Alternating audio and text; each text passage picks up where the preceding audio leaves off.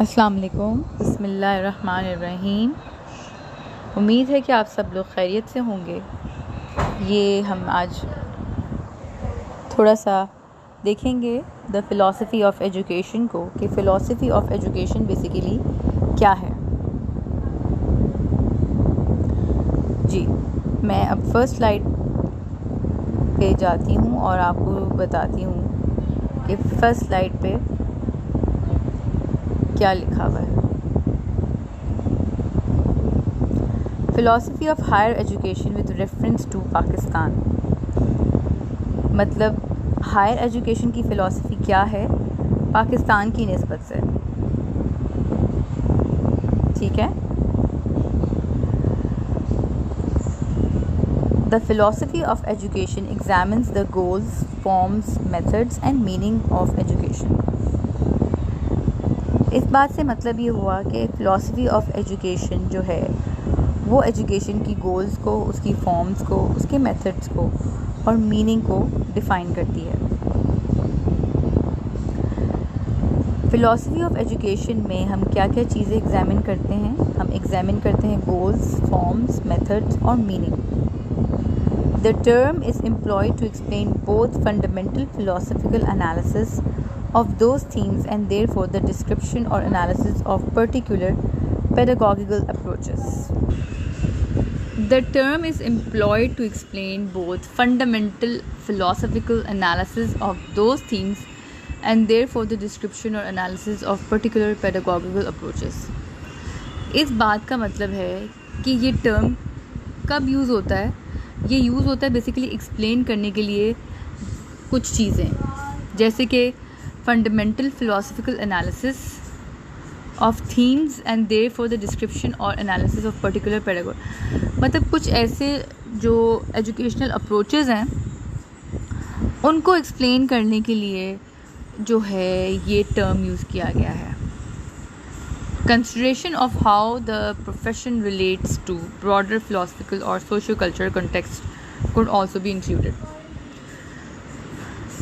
और प्रोफेशनली इसकी क्या कंसिडरेशंस हैं, किस तरह रिलेट किया जाता है इसको प्रोफेशनली और सोशियो कल्चरल कॉन्टेक्स्ट के अंदर, so this is also included. जी, नेक्स्ट हम उस पे आ जाते हैं स्लाइड पे।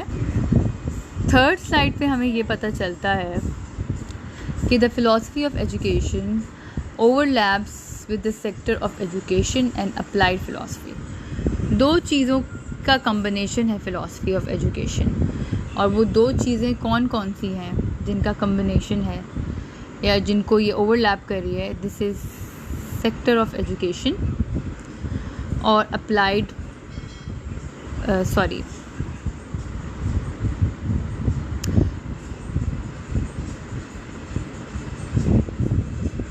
और अप्लाइड फ़िलॉसफी। इन दोनों चीज़ों का कॉम्बिनेशन है, कॉम्बो है, इसलिए ये सेंटेंस यहाँ पे लिखा गया है कि the philosophy of education thus overlaps with the sector of education and applied philosophy. For example, philosopher of education study what constitutes upbringing and education, the values and norms revealed through upbringing and academic practices। इन्होंने एक example दी है कि philosophers of education study what constitutes, के जो education के philosophers हैं वो क्या चीज़ स्टडी कर रहे हैं? वो actually they study the constituents of upbringing of education. Education को किस तरह बढ़ावा दिया जा सकता है, उसकी अप्रेजल की जा सकती है, अपब्रिंगिंग की जा सकती है, उसके कॉन्स्टिट्यूएंट्स के बारे में फिलोसोफर्स ऑफ एजुकेशन पढ़ते हैं। The values and norms revealed through upbringing and academic practices.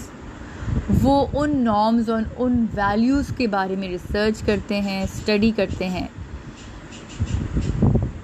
जिससे एकेडमिक जो है प्रैक्टिसेस की जा सकें या जिससे एजुकेशन की अपब्रिंगिंग हो सके।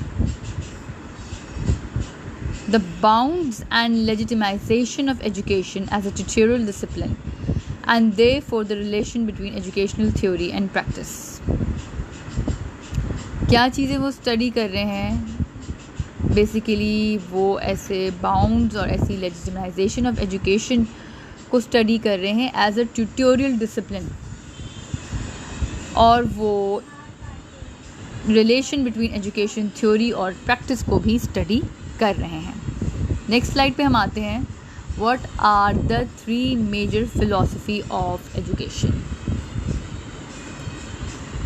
There can be 3 major types of education philosophy, और वो हैं education at the teachers level, students level and society at the level of education.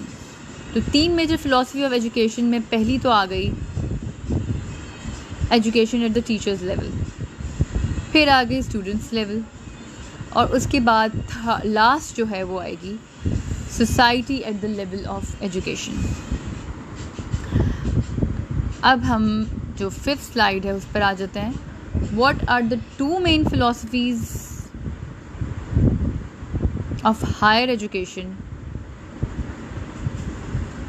तो पहली बस यहाँ पे मेंशन्ड है और वो है प्रोग्रेसिविज़म, और वो जो है अप्लाई होती है इंडिविजुअल्स की मॉरल लाइफ पे। They develop a sense of purpose and direction. बाकी जो second philosophy of higher education की, वो आपका काम है, आप बताएं कि वो कौन सी major philosophy of higher education है। पहली का तो मैंने जिक्र कर दिया है, प्रोग्रेसिविज़म। नेक्स्ट जो सेकंड वाली जो फ़िलॉसफी ऑफ हायर एजुकेशन है वो आप मुझे बताएं कि कौन सी है। थैंक यू, बहुत बहुत शुक्रिया। उम्मीद है आप लोग खैरियत से होंगे और दुआओं में याद रखें। अल्लाह हाफ़िज़।